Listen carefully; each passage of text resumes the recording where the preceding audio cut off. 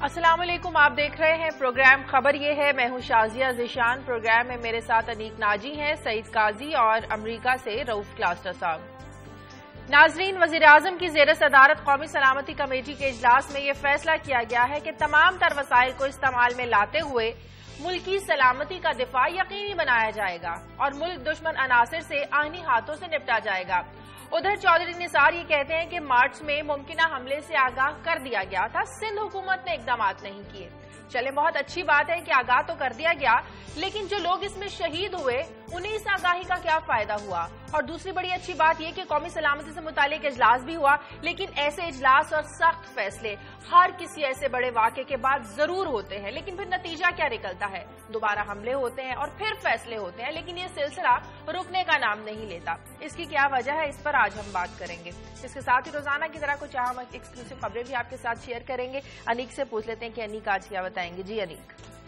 शाजिया, पिछले दिनों सीआईए जो है, अमेरिकी जो सीआईए है, वो ट्विटर पर आ गई और उनका पहला ट्वीट था, we can neither confirm nor deny that this is our first tweet. अच्छा, ये अब ट्वीट ऐसा था कि उर्दू में भी बता दें जरा ना, यानी हम ना तस्दीक कर सकते हैं ना तरदीद कर सकते हैं। ये हमारी पहली ट्वीट है। तो इस पर एक मुस्कुराहट भी आई। एक सीक्रेट एजेंसी है ना, जाहिर है, तो वो कश्मकश में रखा है। अच्छा, उसके बाद वो बहुत से फॉलोअर्स भी आए, तो बड़ा एक क्यूट सा एक बड़ा इनका इमेज हुआ।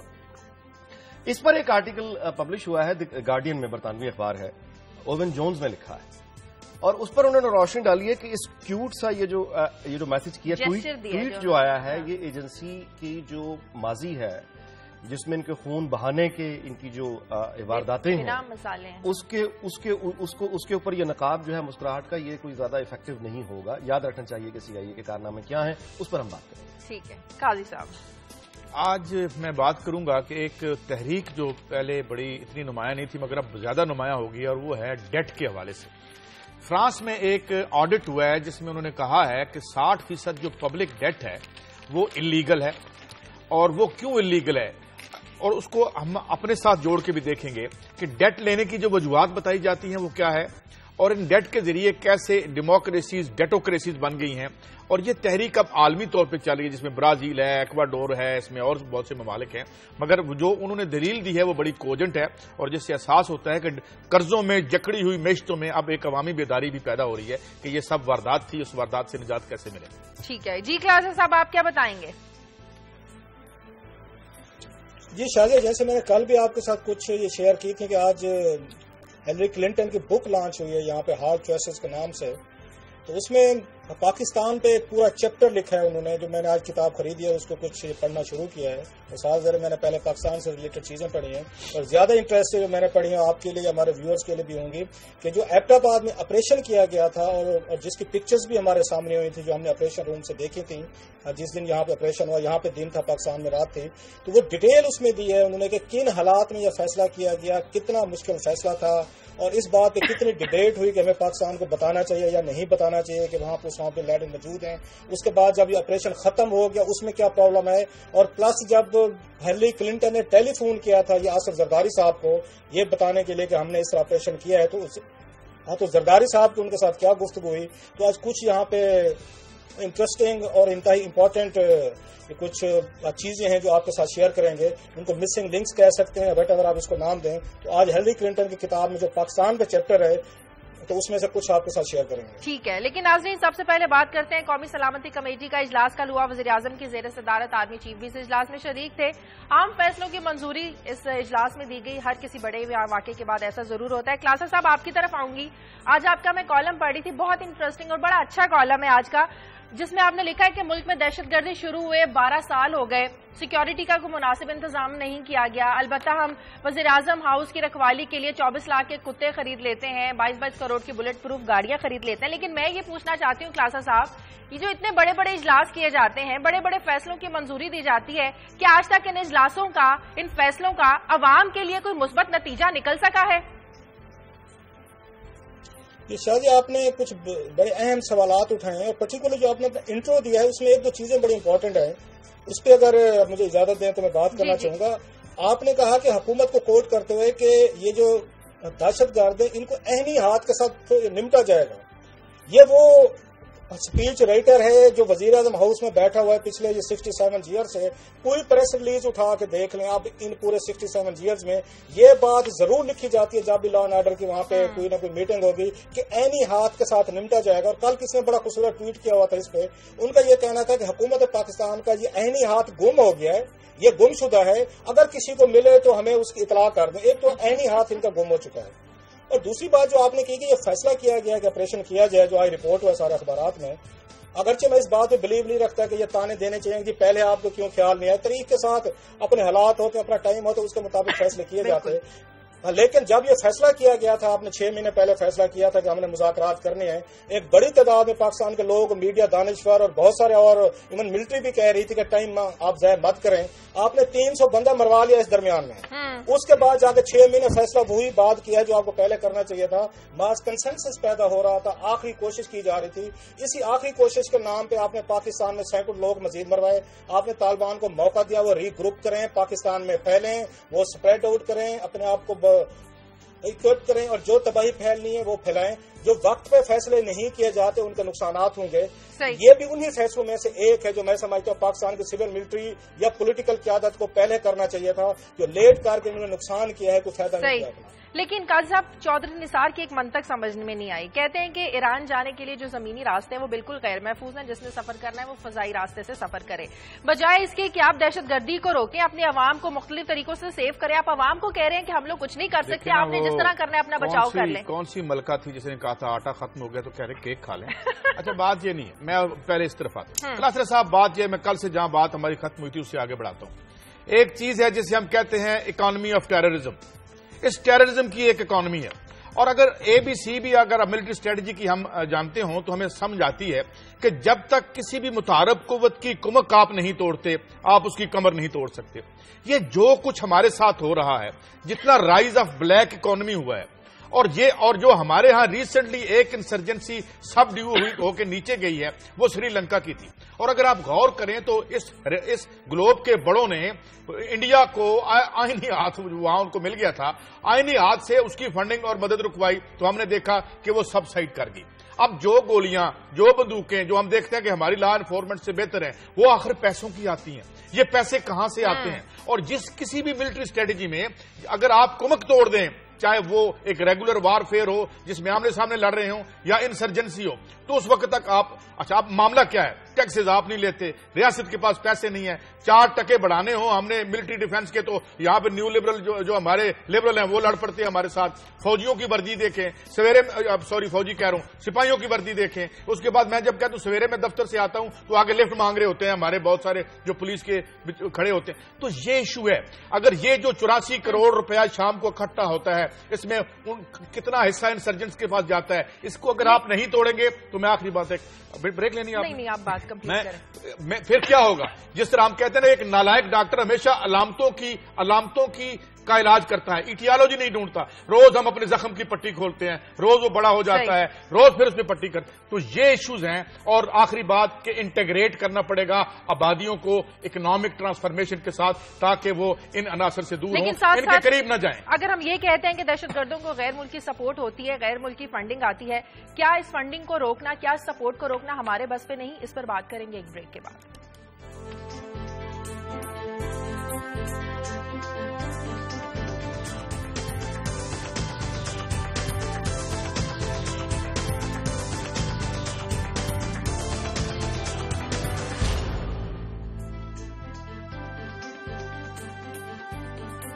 بریک کے بعد خوش آمدید. اگر ہم یہ بات بڑے دعوے سے کہتے ہیں کہ دہشت گردوں کو غیر ملکی فنڈنگ ہوتی ہے، غیر ملکی سپورٹ حاصل ہوتی ہے، لیکن آخر انیک ہم اس سپورٹ کو، اس فنڈنگ کو روک کیوں نہیں سکتے؟ روکنے کے لیے فوکس چاہیے، ایک ٹیم چاہیے، اس کی ایک لیڈرشپ چاہیے، ان کی یونٹی چاہیے. ہماری یونٹی یہ ہے کہ آپ کے سامنے لیڈرشپ اس کو روکنے کے مطلب ہے کہ یہ ہاں جی سب کچھ ہو سکتا، دنیا میں سب کچھ ممکن ہے، یہ کہنا غلط ہے. اگر آپ کے اندر پینیٹریٹ کرنے والے پینیٹریشن کی صلاحیت رکھتے ہیں تو ان کو روکنے کے لیے بھی انسانوں کو وہی سافٹ ویئر موجود ہے، لیکن اس کے لیے ٹیم ورک جیسا. اب چودھری نثار کے حوالے سے خبریں ہیں، اگر میں نصرت جاوید صاحب کے الفاظ ادھار لوں تو انہوں نے کہا کہ ان کا رویہ ایسا ہو جاتا ہے جیسے روٹھی ہوئی محبوباؤں کا ہو جاتا ہے. مطلب ہے کہ ہم نے کل اسمبلی میں ان کی اسپیچ سنی جس وقت وہ اظہار خیال کر رہے تھے اتوار کے واقعے پہ، وہاں پہ ٹی وی اسکرین پر بالکل دوسرا، یعنی ایک نیا جو فائرنگ کا واقعہ وہ چل رہا تھا، وہ بے خبر رہے اس سے. اچھا، اسلام آباد خود ایک عجیب افواہوں کا شہر ہے. مطلب ایک ایسی افواہیں سننے میں آتی ہیں جو یعنی کل میری کچھ لوگوں سے بات ہوئی، میں حیران ہو گیا. وہاں پہ اب ایک نئی افواہ جس پر مجھے کم از کم یقین نہیں ہے، وہ یہ بھی گردش میں ہے کہ شاید چودھری نثار کی دلچسپی اس بات پہ ہے کہ وزیر دفاع انہیں بنا دیا جائے اور خواجہ سے وزیر داخلہ بنا دیے جائیں. اچھا، یہ بھی ایک خبر ہے. مجھے کوئی چودھری نثار کا مجھے نہیں پتا کہ ان کو دفاع کے معاملات کو زیادہ اچھے طریقے سے سمجھتے، زیادہ اچھی طرح نہ سمجھ جائیں، وہ زیادہ اچھی طرح نہ سمجھ جائیں کہ پیچھے بھی کچھ لوگ بیٹھے ہوتے ہیں نا. اچھا خیر، میں اس پر آگے بات کروں گا. آج اسماعیل خان کی ایک انگریزی اخبار میں رپورٹ چھپی ہے ٹیررزم کے حوالے سے جو ہم بات کریں. کل یہ جو اجلاس ہوا ہے، ایک تو یہ کہ یہ بالکل اسپیچ رائٹر جو ہے نا، یہ کوئی میرا خیال ہے 50s بیٹھا ہوا ہے کہ ہم آئینی ہاتھوں سے نپٹیں گے، بتا یعنی امن و امان کو برداشت کو خراب کرنے والوں کو برداشت نہیں کیا جائے گا. یہ سب بےمانی باتیں ہو چکی ہیں، کوئی ان کا اثر نہیں. اچھا، میں اس پر کوئی تبصرہ کرنے کے بجائے آگے چلتا ہوں. اسماعیل خان کی سٹوری ہے جس میں انہوں نے بتایا ہے کہ جو تحریک طالبان پاکستان ہے، اب ان میں ایک جیوگرافیکل ڈیوائڈ آیا ہے، ایک آئیڈیالوجیکل ڈیوائڈ آیا ہے. بالکل. جیوگرافیکل ڈیوائڈ جو ہے وہ یہ کہہ رہے ہیں کہ خالد سعید یہ جو اپنا لیاس سجنا ہے، یہ کمانڈر نذیر اور حافظ گل بہادر، یہ اب سدرن اسٹرپ جو ہے نارتھ اور ساؤتھ یعنی وزیرستان ٹرائبل ایریا کی جو سدرن اسٹرپ ہے وہ وہاں پہ فوکس جیوگرافیکلی ہو چکے ہیں. اور جو اینٹی اسٹیبلشمنٹ جو یعنی جو طالبان ہیں، جس میں تحریک طالبان مومند، تحریک طالبان باجوڑ، تحریک طالبان سوات، یہ مسعود ان سب سے الگ ہے. جی، شہریار مسعود ان کی خالد سجنا سے بڑی رائولری ہے جس میں ابھی یعنی. اچھا، اب یہ جو northern strip of the tribal area ہے یہ اینٹی اسٹیبلشمنٹ ہے، اور جو دوسری سدرن اسٹرپ میں رہنے والے لوگ ہیں ایکسپٹ یہ جو ہیں عبد الولی الیاس عمر خالد خراسانی، ان کے علاوہ جو باقی ناردرن اسٹرپ کے جو ہے یہ سو کالڈ پیس گروپس، سو کالڈ پرو گورنمنٹ گروپس ہیں. یہ ان کا جیوگرافیکل ڈیوائڈ ہے.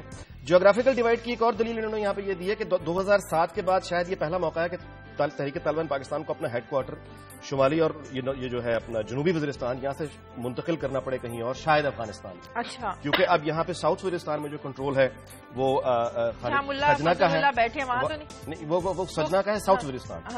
اور مزے کی بات ہے کہ اب یہ غیر ملکی جنگجوؤں کو نکالنے کی باتیں تو کر رہے ہیں، لیکن غیر ملکی جنگجوؤں کی جو بڑی تعداد ہے وہ سب سے زیادہ جو ہے وہ یہ سجنا کے پاس ہے، سعید سجنا کے پاس ہے. لیکن یہ وہ غیر ملکی ہیں جو افغانستان میں لڑنے میں دلچسپی رکھتے ہیں، پاکستان میں ان کا کوئی اتنا انٹرسٹ نہیں. اچھا، اب آ جائیں اپنا دوسرا جو ہے نارتھ وزیرستان میں جو انفلوئنشل ہے وہ اپنا یہ ہے اپنا حافظ گل بہادر ہیں. اچھا، اب اس کے بعد یہ جو خراسانی ہے، ان کا خراسانی کا بہت بڑا نیٹ ورک ہے کراچی، پشاور، اسلام آباد، پنڈی اور لاہور میں. اینٹی اسٹیبلشمنٹ جو اگریسو سب سے زیادہ ہے وہ یہ خراسانی کر رہے ہیں، اور یہ اب ریپلیس کرتے جا رہے ہیں فضل اللہ کو، تحریک طالبان. اچھا، اب یہ تین جو ہے، اچھا یہ آگے جیوگرافیکل میں نے آپ کو بتایا ڈیوائڈ. اور جو آئیڈیالوجیکل ڈیوائڈ ہے وہ ہے دیوبندی اور پنج پیری. آئیڈیالوجیکل ڈیوائڈ ہے کہ ایک فرقہ ہے یعنی جو ندن جس کی میں نے بات کی، جو یہ اب غلط سمجھتا ہے کہ یعنی مزاروں پہ اور مشائخ پہ حملے نہیں کرنے چاہیے. دوسرا جو ہے وہ مزاروں پہ حملے اور ان کو جائز سمجھتا ہے. اب گورنمنٹ اس ڈویژن سے کوئی فائدہ اٹھائے گی نہیں اٹھائے گی، یہ آنے والا وقت جواب دے گا. لیکن آخری بات کہ تیرا میں جو آپریشن فضائی حملے ہو رہے ہیں، یہ وہ جو نارتھ وزیرستان اور ساؤتھ وزیرستان جو ایئر سٹرائکس ہوئی ہیں اس کے بعد وہ ڈسلوکیٹ اپنے آپ کو انہوں نے کیا ہے، اور وہاں سے وہ اب تیرا کی طرف چلے گئے ہیں. اس لیے تیرا میں اب ہم کیا ٹیکس. کلاسا صاحب، آپ یہ بتائیں کہ جس طرح سے ہمارے سماج میں دہشت گردی کا جو ناسور پیدا ہو چکا ہے، عالمی برادری اس میں ہماری کوئی مدد کر سکتی ہے؟ شاید عالمی برادری نے کئی دفعہ میں مدد کی پیشکش کی بھی ہے. یہ ہم ہیں جو ان کو شک کی نگاہ سے دیکھتے رہتے ہیں. اور مجھے یاد آ رہا ہے کالم جو ہے بڑے ہمارے اپنے دنیا اخبار میں لکھتے ہیں، کالم نگار ہیں ارشاد محمود ان کا نام ہے، اور بڑے اچھے کالم لکھتے ہیں، میں ذاتی طور پر ان کو پڑھتا ہوں. میں انہوں نے کچھ عرصہ پہلے ایک بڑا اہم کالم لکھا تھا آپ اسی سوال پہ. اس میں یہاں تک انہوں نے لکھا تھا جو پاکستان کے لوگوں کو ڈائجسٹ نہیں ہوتی، اور چھپ گیا کالم، ہم نے پڑھا، اپریشیٹ کیا اس کو. انہوں نے کہا کہ پاکستان کے حالات اس وقت اتنے خطرناک ہو چکے ہیں کہ اب اگر آپ کو انڈیا سے، افغانستان سے، آپ کو امریکہ سے، برطانیہ سے یا دنیا کے کسی بھی ملک سے آپ کو مدد لینی پڑے، ٹیکنالوجی کی لینی پڑے، آپ کو اکوپمنٹ لینے پڑے، ٹریننگ لینی پڑے، انفارمیشن لینی پڑے، آپ کو کچھ بھی لینا پڑے، آپ لیں اور پاکستان کو بچائیں. اگر آپ ان ممالک سے امداد نہیں لیتے، یہ وہ ممالک ہیں جو خود دہشت گردی کے ساتھ ڈیل کرتے رہیں، تو اکیلا پاکستان اس کو ڈیل نہیں کر سکے گا. یہ میں کوٹ کر رہا ہوں ارشاد محمود صاحب کا کالم جو چھپ چکا ہے ہمارے اس میں. تو میرا بھی یہی خیال ہے کہ ہمیں جو اپنا ایک ہمارے اندر ایک تھوڑی سی رہے گی یہ بات، اگر پاکستان میں جو حالات اب آپ کے سامنے ہیں، ہماری سیکورٹی فورسز نو ڈاؤٹ وہ بہت بہادر ہیں، جان انہوں نے دی ہے اور ڈٹ کے دیتے ہیں بیچارے جتنے بھی ان کی میں بھی بہادر ہیں، فیملیز بھی ہیں. تو کیا اگلے 20 سال ہمارے یہ فوجی جوان جانیں دیتے رہیں گے یا کسی کی جان لیں گے؟ لیکن کلاسا صاحب ابھی تک تو ہم یہ فیصلہ نہیں کر پائے، ہمارے سیاستدان تو بھی اس بات پہ تقسیم ہے کہ آئے یہ ہماری جنگ ہے یا ہم امریکہ کی جنگ لڑ رہے ہیں. پہلے اس بات کا تو فیصلہ کر لیں، اس بات کا فیصلہ کون کرے گا؟ शाहजहां इसमें कोई शक नहीं कि हमारे मीडिया ने डिवाइड किया है पूरी कौम को और बड़े बुरे तरीके से किया है। ये ब्लेम पाकिस्तान के दानिश्वरों को और मीडिया के लोगों को लेना चाहिए। जिस तरह की डिबेट्स यहाँ पे शुरू करेंगे, ये हमारे भाई हैं और मुसलमान से नहीं लड़ सकता जनाब। अब मैं इस्लामी तारीख में क्या क्या वाकयात को बताया कि मुसलमानों से लड़ाइयां रही हैं और बड़ी जंगें हुई हैं। अब रिसेंटली हिस्ट्री देख लें, इनकी देख लें, यहाँ पे ईरान इराक वार सबसे बड़ी हमने देखी है और बहुत सारी जंगें हैं जो हम देख रहे हैं। सऊदी अरब अभी भी कोशिश कर रहा है कि शाम पे हमला कर दिया जाए। सो ये इन्होंने जाके आके नैरेटिव जो हमें दिया है कि ये हमारे मुसलमान भाई हैं, हमें नहीं और हमने इनके साथ नहीं लड़ना, तो मेरा ख्याल है तरीकी तौर पर भी हम गलत हैं। हम आज के मॉडर्न दौर जिसमें जिंदा रह रहे हैं उसमें भी गलत हैं। आपको अपनी नेशन स्टेट देखनी चाहिए कि आपकी नेशन स्टेट इसमें शदीद खतरे में है। आपको दुनिया के किसी भी मुल्क से जो इमदाद है आपको मिलनी चाहिए, आपको लेनी चाहिए। आप वक्ती तौर पर अपनी दुश्मनी एक तरफ रख के पहले पाकिस्तान को इंटरनल जो थ्रेट्स हैं उनसे सिक्योर करें, जिसकी बात कभी जनरल क्यानी ने की थी, आपको याद होगा। उन्होंने कहा था कि पाकिस्तान को अब एक्सटर्नल थ्रेट से ज्यादा इंटरनल थ्रेट से हमारी सिक्योरिटी को, उनका इशारा था कि हमें अंदरूनी दहशतगर्दी से। जी काजी साहब, देखिए क्लासर साहब, मैं एक तो मुझे समझ नहीं आती कि कौन कौन से ऐसे मुल्क हैं जो दहशतगर्दी में हमारी मदद करना चाहते हैं। पहली बात तो ये कि अगर अखवानुल मुस्लिमून देख लें और जो ये शराकत इस्लाम इंडोनेशिया की देख लें, अभी अनीक इस पे तफसील से आएंगे। आज जितने जो पिछले 40-50 साल में ये रिलीजियस एक्सट्रीमिस्ट फंडामेंटलिस्ट आउटफिट थे, ये कैसे बने, कैसे कैसे हुकूमतों 30 इंटरवेंशन थी, जो मैं नहीं कह रहा, अमेरिकन आथर कह रहा है कि 30 इंटरवेंशन CIA ने और इन्होंने करवाई और इन लोगों को एम्पावर किया और आगे लेके आए। किस किस का जन्म वहां नहीं हुआ।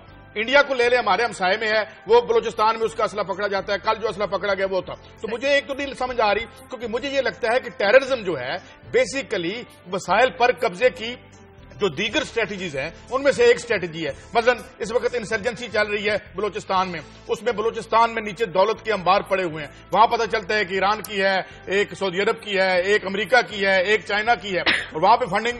मसला ये है कि कोई हमारी, मुझे नहीं लगता, हाँ हम खुद अपनी मदद हमें करनी चाहिए, हमें अंदर से मजबूत होना चाहिए, लेकिन अगर 20th सेंचुरी और ये जो एक सवा ढाई हमने गुजारे हैं इसमें अगर हम देखें तो टेररिज्म को एज अ पॉलिसी टूल अब क्या हुआ इराक में, क्या हुआ अफगानिस्तान। अच्छा एक और मैं बताऊं, जब नॉन वाइट कोई वायलेंस का एक्ट करे तो वो टेररिज्म, जब गोरा करे तो वो एक लीगल है कवर, क्योंकि उसको अक़वाम मुत्तहिदा का मिल गया। अगर इराक में जाके आप स्लाटर कर दें, 5 लाख बच्चे मार दें दवाइयां बंद करके, तो दैट इज नॉट टेररिज्म। अगर आप 1965 से लेके 72 तक एक जो एजेंट ऑरेंज डाल के आज तक माजूर बच्चे पैदा हो रहे हैं इसमें वियतनाम में, तो वो कुछ नहीं है। कारपेट बमिंग से आप बेड़ा गर्क करके अफगानिस्तान का रखते हैं तो वो कुछ नहीं है। और साथ हमारी गलती कि हमारी रियासत के जो इदारे उनके साथ मिले रहे, उसके हम मुजरिम हैं, हम उसको दिफा नहीं करते। जब हम इनका दिफा नहीं कर सकते तो उन्हें कैसे कंट्रोल करते? क्लासा साहब की बात सुनी, काई साहब की बात सुनी, अकेले हम लड़ सकते हैं? देखिए पहले तो मैं क्लासा साहब का जो है ना कि ये जो फरमा रहे थे मैं इसकी बात को जरा आगे बढ़ाऊंगा। मतलब वो ये कह रहे थे कि तारीखी तौर पर भी देखा जाए तो मुसलमान और मुसलमान का ये जो गलत है कि आप इसलिए नहीं, ये कोई जंग बिल्कुल दुरुस्त फरमाया, लेकिन मैं इसको मजीद लोकल और आसान कर देता हूं। अगर तो आपने पैमाना ये रखना है इंसानों के साथ डील करने का सिर्फ और सिर्फ मजहब की बुनियाद पर, अगर आपने जो जराइम है उनको भी हिसाब से देखना है, तो फिर ये जेलें जितनी मुसलमान कैदियों से पाकिस्तान की भरी पड़ी हैं, उन जेलों को खोल दीजिए। फिर जो आपने कवानीन बनाए हुए हैं उन कवानीन को खत्म कर दें। फिर हर कोई मुसलमान भाई है, फिर हर कोई भटक जाता है रास्ते से। फिर डकैतियां मारने वाले भी भटक गए, बल्कि उनके जो ज्यादा चोरी करने वाले और डकैती करने वाले, अगर आप उनकी दास्तानें सुने तो वो ज्यादा दिलखराज दास्तानें हैं। किसी का माँ बीमार थी, किसी का बाप बीमार था, कि कोई बच्चों के लिए डकैती मारने निकला, उनकी फिर ज्यादा यानी दिलखराज दास्तानें हैं, उनको फिर ज्यादा पहले गले से लगाना चाहिए, माफ कर देना चाहिए। सो एक तो ये। दूसरी बात यह है कि ये वसाइल पे कब्जे की जंग है, मईशत को, यानी आप इलाके के वसाइल पे कब्जा करना, कब्जा कोई अंदरूनी करना चाहता है या बाहर की कोई लोकल ग्रुप तो पैदा होंगे ना बाहर। देखें बाहर आपके, जब ईस्ट पाकिस्तान का ढाका फॉल हुआ तो अमरीकी सफारत खार की हम शिकवा किया, तो उसकी बात हमें याद रखनी चाहिए कि मेरे दोस्त, जब तुम्हारे घर में आग लगी हो तो तुम्हारे हमसाये को पूरा हक है कि वो तुम्हारा घर लूट ले। जिस दुनिया में हम रहते हैं वहां ये होता है। अब जिस वक्त हमारे घर में अगर आग लगी होगी फिर हम हमसायों से ये तवक्को। अफगानिस्तान, कल उन्होंने प्रेस कॉन्फ्रेंस की है کہ ہم اپنا اگر پاکستان سے وہ جاری رہے تو ہم پاکستان کے قبائلی علاقوں میں آپریشن کریں گے. وہ افغانستان ہمیں عالمی برادری سے مدد لینی چاہیے, پھر ہم کیسے مدد لیں؟ آپ اندازہ لگائیں کیا حال ہو گیا. افغانستان ہمیں کہہ رہا ہے ایئر فورس ہی نہیں اس ملک کے پاس, سارے ہم ان سنبھال کے بیٹھے ہیں افغانستان کو, ہمارا بیڑا غرق ہو گیا. مطلب اتنا ہم نے مہمان نوازی کی وجہ سے, وہ یعنی میزبانی کی وجہ سے وہ ہمیں کہہ رہے ہیں کہ ہم پاکستان کے قبائلی علاقوں میں آ کے آپریشن کریں گے ورنہ پاکستان سنبھالے خدا کے بعد. امریکیوں کے بغیر وہ کہہ رہے ہیں ہم آئیں گے, آئیں, ان کو لگ پتا جائے گا. ہم کیوں گئے تھے؟ میرا مطلب یہ ہے نہیں ہم کرنے کیا نہیں جانا چاہیے تھا, نہیں جانا چاہیے تھا, جس کی وجہ سے آج ہم یہ بھگت رہے ہیں. اچھا اب آپ کا کیا ہمیں انٹرنیشنل مدد لینی چاہیے, کیا بین الاقوامی مدد لینی چاہیے, لیکن وہ اب اس کے ہمارے اپنے پرابلم یہ ہے کہ ہم خود ڈرتے ہیں کہ ایکسیس دینی ہے تو کس وقت دینی ہے. کرائسس آف کانفیڈنس ہے, کرائسس آف ٹرسٹ ہے, ہم اعتماد کسی پہ کرنے کو تیار ہی نہیں. کلاس صاحب یہ بات ٹھیک ہے کہ ہم کسی پر اعتماد نہیں کر سکتے. اسامہ کا جو واقعہ ہوا چین پہ کر یہ سب کے سامنے, امریکہ میں بتائے بغیر پاکستان میں گھس آیا. شاہجہاں اب مجھے بتائیں, اب ہم بیٹھ کے میں نے کہا نا مظلوم بننا ہمارے لیے بڑا آسان ہے, پورا 20 کروڑ کا عوام ہم مظلوم ہیں, ہم انوسینٹ ہیں, ہم نے کبھی کوئی غلط کام کیا نہیں, ہم بڑے بھولے ہیں. لوگ آتے ہیں بڑے دنیا کے تیز ترین چلاک لوگ آتے ہیں, ہمیں بیوقوف بناتے ہیں, آ کے ہمیں لوریاں سناتے ہیں, ہم ان کی لوریاں پہ آ کے ہم گنے اٹھاتے ہیں, بندوقیں اٹھاتے ہیں, توپیں اٹھا کے افغانستان میں جیسے قاضی صاحب ابھی پوچھ رہے تھے ہم کیا کرنے گئے تھے, بالکل ٹھیک پوچھ رہے ہیں. ابھی بیچ کے قاضی صاحب کو یہ سوال اس دن ان کو جنرل حمید گل صاحب سے پوچھنا چاہیے تھا کہ جناب کہ آپ کیا کرنے گئے تھے وہاں پہ, آپ جلال آباد فتح کر رہے تھے, آپ کا کیا کام تھا کہ آپ جلال آباد میں گھس جاتے. اچھا ایک طرف جو بات میں نے آج اپنے کالم میں لکھی ہے اور قاضی صاحب کا بڑا ویلڈ سوال ہے, اس پہ ڈیبیٹ ہونی چاہیے کہ ایک طرف ہمیں یہ کہانیاں سناتے رہے ہمارے دانشور اور ہمارے فوجی کہ افغان قوم وہ غیور قوم ہے جس کو کوئی فتح نہیں کر سکا, بھائی فیئر انف نہیں کر سکا. جب آپ کو پتہ ہے کہ فتح آپ اس کو کوئی نہیں کر سکا تو آپ جلال آباد فتح کرنے کیا کرنے گئے تھے؟ آپ ہمیں ان سوالوں کا جواب دیں. آپ نے لاکھوں بچے پاکستانی مروائے ہیں, صحیح ہے, آپ نے امریکہ کے ساتھ امیر کے جنگ لڑی, آپ نے تباہی پھیری. آج بھی ان سے سوال پوچھیں تو وہ کہتے ہیں نہیں جی ہم تو ٹھیک کر رہے تھے. ساتھ میں وہ یہ کہتے ہیں کہ دیکھیں وہ دنیا کے بہادر لوگ بھی ہیں, انہوں نے روس کو بھی حکومت نہیں کرنے دی, انہوں نے امریکہ کو بھی نہیں کرنے دی. جب انہوں نے روس اور امریکہ کو نہیں کرنے دی اپنے اوپر حکومت, تو پھر آپ کو وہ کیسے حکومت کرنے دیتے؟ پھر آپ جلال آباد میں اٹیک کرنے کیسے کہتے؟ یہ قاضی صاحب کو اس دن سوال پوچھنا چاہیے تھا جناب امید گل صاحب. صحیح. کیا مجھے بریک لینی ہے ناظرین, پروگرام میں وقت ایک بریک کا, بریک کے بعد واپس آتے ہیں.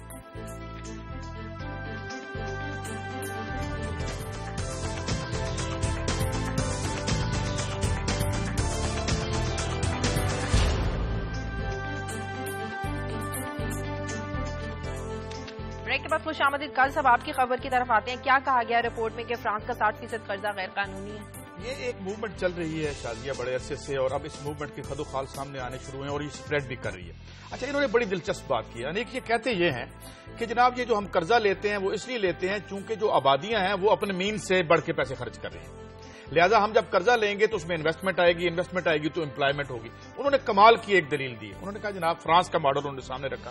انہوں نے کہا جناب جب سے آپ یہ قرضہ لے رہے ہیں, ایک تو ان امپلائمنٹ میں اضافے کی بجائے کمی ہو رہی ہے, اور دوسری بات جو ہے کہ یہ جو ہمارے اوپر قرضہ چڑھا ہے وہ اس لیے نہیں کہ یہ قرضہ آپ نے ہم پہ خرچ کیا ہے, بلکہ آپ نے جن سے قرضہ لے رکھا ہے ان سے آپ ٹیکس نہیں لیتے, اور دوسرا جو سود کا آپ نے حد رکھی ہے وہ اتنی زیادہ ہے کہ یہ ہمارے اوپر قرضہ لاد دیا گیا ہے, لہٰذا یہ جو قرضہ ہے یہ عوام نے نہیں دینا.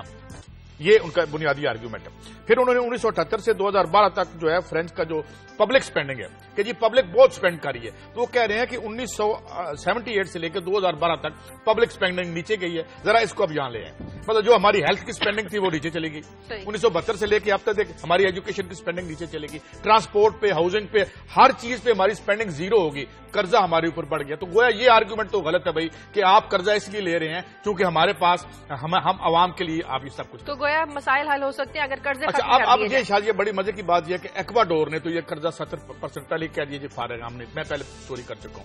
ارجنٹائنا نے کہا یہ قرضہ نہیں. تیونس میں جب انقلاب آیا تو تیونس میں جو انقلابی بعد میں آئے تھوڑی دیر کے لیے اور ابھی بھی ہیں, وہ کہہ رہے تھے جی جو بین علی نے قرضہ لیا ہے وہ قرضہ ہم واپس نہیں کریں گے. اب بین علی صاحب کے بارے میں سنیے کہ جب وہ وہاں سے بھاگے اور ان کی بیگم بھاگی تو جس جہاز میں وہ گئی اس میں کئی ٹن سونا تھا, اور وہ ان کی بیگم بننے سے پہلے جو امیر خواتین کی نقش و نگار درست کیا کرتی تھی کسی بیوٹی پارلر میں. تو وہ یہ کہہ رہے ہیں کہ جناب اچھا دوسری بات یہ کہ یہ جو فیس لیس لوگ دنیا میں قرضہ بانٹتے پھرتے ہیں, بانڈ مثلا ہم نے بانڈ خریدے $2 بلین کے, وہ کہتے ہیں کہ کسی کو پتہ ہی نہیں یہ بانڈ کس کے ہیں, لہذا یہ نہیں پتا کہ یہ آمدنی کس کی طرف جا رہی ہے, لہذا ہم اسے ٹیکس بھی نہیں لے سکتے. تو وہ کہہ رہے ہیں کہ انہوں نے 3 میجرز کہی ہیں. انہوں نے کہا جی پہلی بات تو یہ کہ جتنے بینک ہیں سٹیزن کمیٹیز بنا دی جائیں جو पहले तो ऑडिट करें ये कर्जा किसने दिया था और ये कहां खर्च हुआ। अब मैं थोड़ा सा यहां जोड़ के स्टोरी को खत्म करता हूं कि हमने प्राइवेटाइजेशन की और कर्जा लिया, प्राइवेटाइजेशन की जी, हमने कर्जे को रिटायर कर देना है। उस वक्त 10-12 बिलियन डॉलर भी कर्जा नहीं था। जब हमने 100 सासे बेच दी अपने, आज 65 बिलियन डॉलर कर्जा है, अनएम्प्लॉयमेंट अपने अरूज को छू रही है, तो वो कहते हैं जनाब ये है फ्रॉड। और ये डेमोक्रेसी डेटोक्रेसी बन चुकी है और ये इस डेट के जरिए आबादियों को कंट्रोल कर रहे हैं। और वो कह रहे हैं कि शायद अगले इस पूरी दुनिया में जो वर्किंग क्लास है उसको यूनाइट करने के लिए ये एक तहरीक भी हो सकती है कि इस बुनियाद पे इकट्ठे हो कि ये कर्जा हमारा नहीं, तुम हमें लूट रहे हो और हमें। जमहूरियत का हुस्न भी यही है। जमहूरियत आगे बढ़ते हैं, अनिका आपकी खबर की तरफ। इंटरेस्टिंग बात नहीं है कि यानी जो हम तारीख में बड़ी जंगें देखते हैं जिनको हम मजहबी हवालों से देखते हैं और बड़ी हिजरतें जो मजहबी हवालों से देखते हैं, उनकी भी रीजंस जो है वो बहुत ज्यादा मईशत से जुड़ी हुई थी। और उस वक्त भी हम देखें कि एक मखसूस गिरोह, में नाम नहीं लेता, एक खास मजहब का मानने वाला अहले किताब है, कि फाइनेंस पे और सूद पे उनका जोर था हमेशा, और हमेशा एक रिवोल्ट आया उस जबर वो नीचे से हमेशा उनके खिलाफ। इंटरेस्टिंग है ये, और ये फिर तारीख अपने आप को दोहरा रही है और लोग कर्जे के खिलाफ उठ रहे हैं, है ना। अच्छा, ये गार्डियन का एक CIA की पहली tweet ji, we can neither confirm nor deny that this is our first tweet. बड़ा क्यूट, ये कंफ्यूजन क्यों रखी है? अच्छा, सीक्रेट एजेंसी है, मतलब वो दूसरी बात ही यूं कह लीजिए कि आप उनका सटायर। अच्छा, ये जो है ना जी, ओवन जोन्स ये लिखते हैं कि इनके जो पेरेंट्स हैं वो साउथ यॉर्कशायर के उस फैमिलीज में से थे जिन्होंने जनरल केलोशे के दौर में चिली में वो जो रेफ्यूजीज थी वहां पनाह ली, और उसके बाद इनके बचपन की जो याददाश्तें महफूज है कि किस तरह से एक आदमी को मारा गया और उसकी बाद में उसकी बीवी जो 2 बच्चों की मां थी उसको इतना मारा गया कि फाइनली उसको जब छोड़ भी दिया गया तो उसने खुदकुशी कर ली। अच्छा, ये इनके सामने के वाकया है, ये सारा का सारा CIA है। अच्छा, उसके बाद वो जो हेनरी कैसेंजर था उस वक्त, उसने ये कहा था 11 सितंबर 1973, और ये बाद में एक दफा अरुंधति रॉय ने भी अपने उसमें लिखा था कि एक 9/11 वो भी था 73 वाला, सिर्फ ये नहीं है। अच्छा, I don't see why we need to stand by and watch a country go communist due to the इररिस्पांसिबिलिटी of its people. हम ये कैसे देखें कि एक मुल्क के अवाम सारे के सारे गैर जिम्मेदार हो चुके हैं और अपने लिए उन्होंने एक निजाम जो कम्युनिज्म है उसका इंतखाब कर लिया है, सो हम सिर्फ इसलिए नहीं साइड पर खड़े हमने रह सकते, हमें अपना काम करना है। जाहिर है उन्होंने फिर काम किया और काम की सूरत ये थी कितना खून बहा के जिसकी इंतहा कोई नहीं। आगे चलते हैं, CIA के हवाले से, CIA ने सद्दाम हुसैन की जो हेल्प की थी हमें वो याद रखना चाहिए। वो गैस, उसके बाद वो सद्दाम हुसैन ने किस तरह से अपने लोगों को मारा वो गैस से, यही वो गैस है ना जो बशार अल असद ने फिर अब शाम में अपने शहरों पर इस्तेमाल की। ये सप्लाई करने वाला कौन था? CIA थी। अच्छा, 63 में जिस वक्त सद्दाम हुसैन इख्तियार में आया था, बड़ा वायलेंट, वो किसकी हेल्प थी? वो भी CIA की हेल्प से आया था, और अब्दुल करीम कासिम का तख्ता उल्टा के ये आया था अपनी बात पार्टी को लेकर। आगे चलते हैं, 65 में इंडोनेशिया, जनरल सुहार्तो ने शाजिया अपने ही लोगों यानी 10 लाख लोगों को मार दिया। किसके कहने पे? सुइकारनो को जो फरिश्ते दी थी वो CIA ने दी थी। सुहार्तो को जो फरिश्ते दी थी वो CIA ने दी थी। दरियाओं के दरिया सुर्ख कर दी उसने, एक स्टेडियम में 10 लाख बंदे मार दी उसने, मार दी। अच्छा, उसके बाद ये इंडोनेशिया में ये CIA। आगे चलते हैं, ये जो है मोहम्मद मुसद्दक ईरान में जिसका तख्ता उल्टा था और उसके बाद शाह ईरान आया था, इसको उल्टाने में CIA ने शाह ईरान की मदद की थी, जिसके बाद वो शाह ईरान का आप सारा जिसका रिएक्शन हमने फिर इनकलाब में देखा ईरान का, अमेरिका के खिलाफ वो जो नफरतें, तभी ये अलग बात है आजकल फिर वो अमेरिका की तरफ देख रहे हैं, लेकिन वो जो उनकी वो जो सबसे बड़ा शैतान अमेरिका, वो पुराना कहां से चल रहा है। अच्छा, उसके बाद फोनिक्स प्रोग्राम था इनका वियतनाम, इसमें इन्होंने 65 से लेकर 72 तक एक तो ये कि उनके डैम्स को टारगेट किया, उनके खेतों को जलाया, बच्चों औरतों को मतलब है फरिश्ते फरार उनको मरवा दिया, और उसके बाद जहर मिला दिए दरियाओं में, चश्मों में, झरनों में जहर मिला दिए, वो आज तक वहां पे बेड़ा।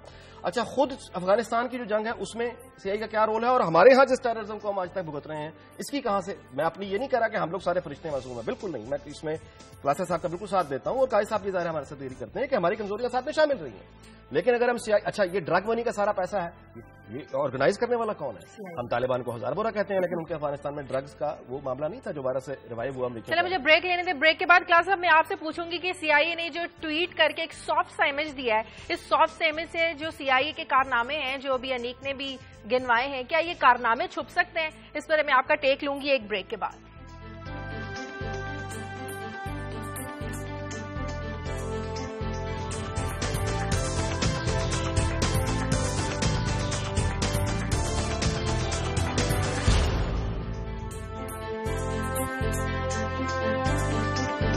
ब्रेक के बाद खुशामदीद क्लास साहब, इससे पहले क्या आप एबटाबाद ऑपरेशन की कहानी बताएं जो हिलरी क्लिंटन ने अपनी किताब में बताई है, میں آپ سے کمنٹ لینا چاہوں گی CIA کے ٹویٹ پر اور CIA کے کارنامے جو انیک نے بتائے ہیں.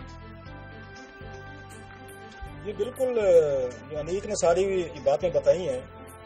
ایک تو چیز میرا خیال ہے صاحب ہم اپریشیٹ کریں گے کہ کوئی دنیا کی سیکرٹ ایجنسی ہو یا اس طرح کا جو ادارہ ہوتا ہے وہ چیریٹی آرگنائزیشن تو ہوتی نہیں ہے، نہ کوئی ہیومینٹیرین گروپس ہوتے ہیں کہ انہوں نے دنیا بھر میں جا کے ایڈز بانٹنی ہوتی ہے.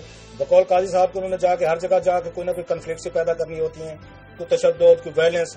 یہ تو صرف CIA کی کہانی. کسی دن آپ اس کی KGB کی کہانی پڑھ کے دیکھ لیں، آپ موساد کی کہانیاں پڑھ کے دیکھ لیں، آپ ہماری اپنی ایجنسیوں کی کہانیاں پڑھ کے دیکھ لیں. اچھا، ہماری ایجنسیوں کی کہانیاں دنیا کے کسی اور حصے میں چھپتی ہیں، پاکستان میں پڑھنے نہیں دی جاتی، آتی ہیں تو بہت سارے لوگ ان کو پڑھتے نہیں ہیں، لہٰذا ہمیں اپنی داستانوں کا ہمیں پتہ نہیں ہے. یہ سیکرٹ ایجنسیاں جو آ کے سروائیو کرتی ہیں دنیا بھر میں، یہ آف کورس یہ دہشت خوف کی بنیاد پہ کرتی ہیں. اور بہت ساری چیزیں یہ جو سیکرٹ ایجنسیز ہیں دنیا بھر میں، کسی ایک کی نہیں بات کر رہا، یہ اپنی جو کہانیاں ہوتی ہیں یہ خود ان کو لیک کرتی ہیں، یہ اپنے پلان جو ان کے ساتھ شیئر کرتے ہیں. بہت سارے صحافی ہوتے ہیں وائٹ ہاؤس میں یا دنیا بھر کے جتنے بھی کیپٹل ہوتے ہیں ان کے ساتھ یہ شیئر کیے جاتے ہیں. ایون دیکھ لیں ہالی ووڈ میں بہت سارے یہ بڑی بڑی سٹوریز بنتی ہیں، CIA کے آپریشن پہ بنتی ہیں. بالکل، یہ خود کو پروموٹ کرتے ہیں ایک دنیا میں دہشت پھیلانے کا، اپنی پاور کو اسٹیبلش کرنے کا، لوگوں کو، ملکوں کو یا ملکوں کو، صدوروں کو ان کو ڈرا کے رکھنے کا ایک میرا خیال طریقہ ہوتا ہے. دنیا بھر کی تمام ایجنسی جو اسی طرح کی 19-20 حرکتیں کرتی ہیں. ہاں، یہ علیحدہ بات ہے جس کے پاس زیادہ بڑی ٹیکنالوجی ہے، زیادہ پیسہ ہے، زیادہ کلاؤڈ ہے، زیادہ ویپنز ہیں، مار دھاڑ ہے، اس کا نام بڑا ہوتا ہے. باقی چھوٹے موٹے ادھر ادھر وہ کارروائیاں کرتے رہتے. دنیا بھر میں چیزیں چلتی رہتی ہیں. چلیں آگے بتائیں، اب آگے بڑھتے ہیں. ایبٹ آباد آپریشن کی ذرا کہانی بتاتے ہیں. ہلری کیا بتاتی ہیں اپنی کتاب میں اس آپریشن کے بارے میں؟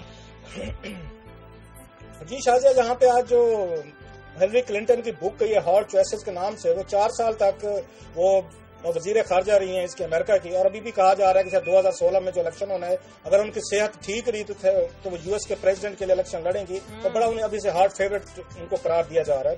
ان کی کتاب میں ایک پورا چیپٹر ہے، تقریباً 32 پیجز جو ہیں انہوں نے اپنی بک میں تو ہلری کلنٹن نے پاکستان پہ لکھے ہیں. اور اس سے چیپٹر کا نام بڑا انٹرسٹنگ رکھا ہے، پاکستان نیشنل آنر. یہ انہوں نے نام رکھا ہے اس کا، پاکستان نیشنل آنر.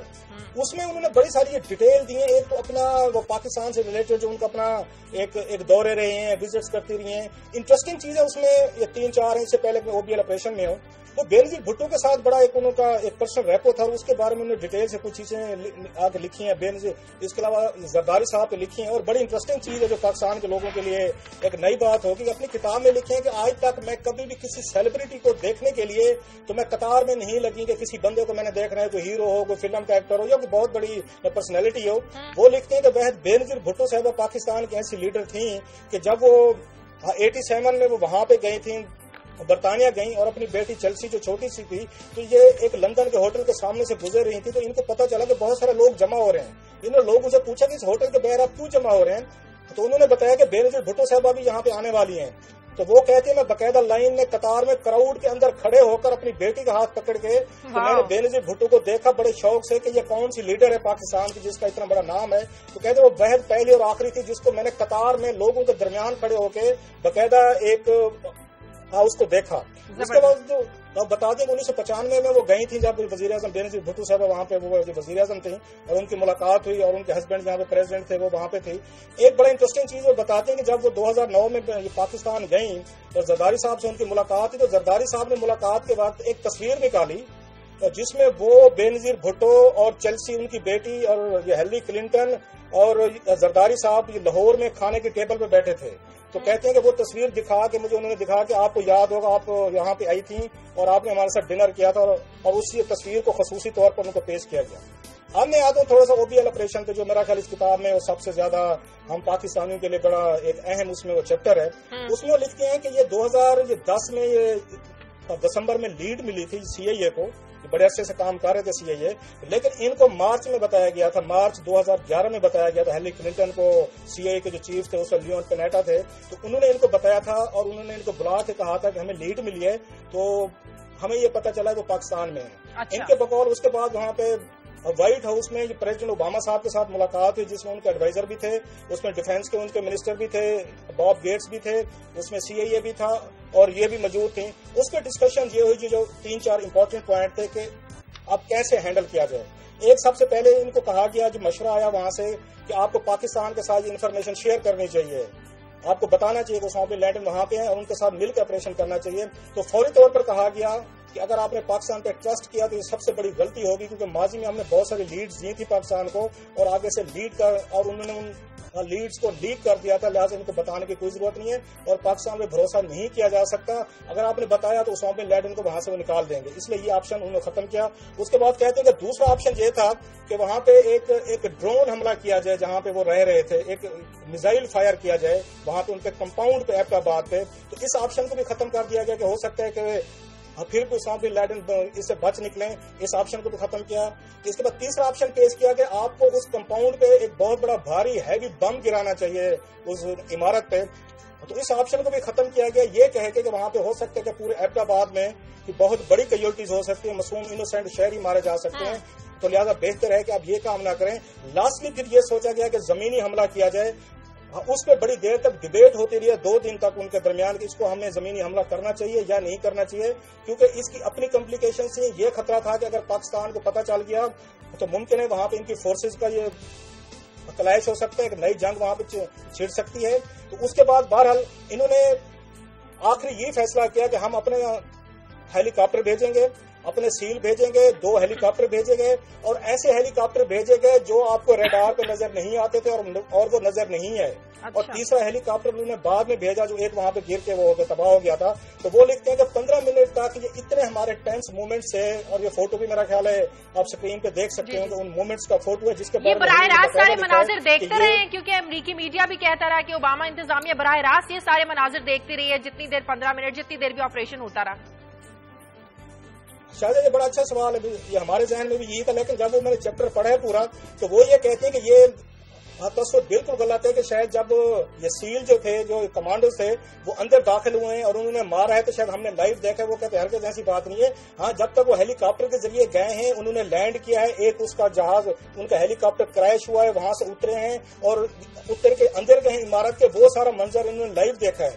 یہ اس وقت کا سین ہے جو آپ کو اسکرین پہ نظر آ رہا ہے جب ان کا ہیلی کاپٹر کریش ہوا. باقاعدہ اس نے اپنی کتاب میں لکھ رہے ہیں کہ یہ جو سین ہے جو میرے منہ پہ اس وقت ہاتھ میں نے رکھا ہوا ہے بڑی انتہائی پریشانی سے, حیرانی سے, اس وقت کا ہے جب ہیلی کاپٹر ان کا کریش ہوا. کیونکہ کسی ایک ایڈوائزر نے ان کو کہا تھا کہ خدا نہ خاصا ممکن ہے جو ایران کے ساتھ ان کا ڈیزرٹ میں انہوں نے وہاں پہ اپنے کچھ قیدی نکالے تھے, ایک جہاز ان کا ہیلی کاپٹر کریش ہوا تھا جس میں 10 کے قریب مارے گئے تھے ان کے امریکن سولجر تھے. تو کہتے ہماری جو میموریز تھی فوراً اس طرف گئیں کہ اگر آج بھی 8-10 اگر مارے جاتے ہیں امریکن تو ہمارے بہت بڑا بگ پرابلم ہو جائے گا. اب میں اس کو جلدی سے ریپ اپ کرتا ہوں.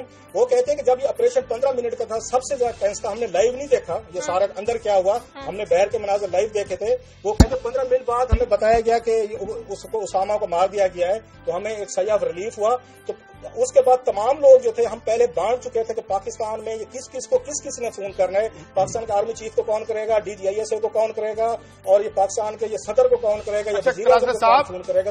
میں ایک سوال کرنا چاہتا ہوں, لاسٹلی صاحب چھوٹی سی بات رہ جائے گی, لاسٹلی بات بھائی صاحب تھوڑی سی بات رہ جائے گی امپورٹنٹ, لاسٹلی میں اس کو کنکلوڈ کر رہا ہوں صاحب.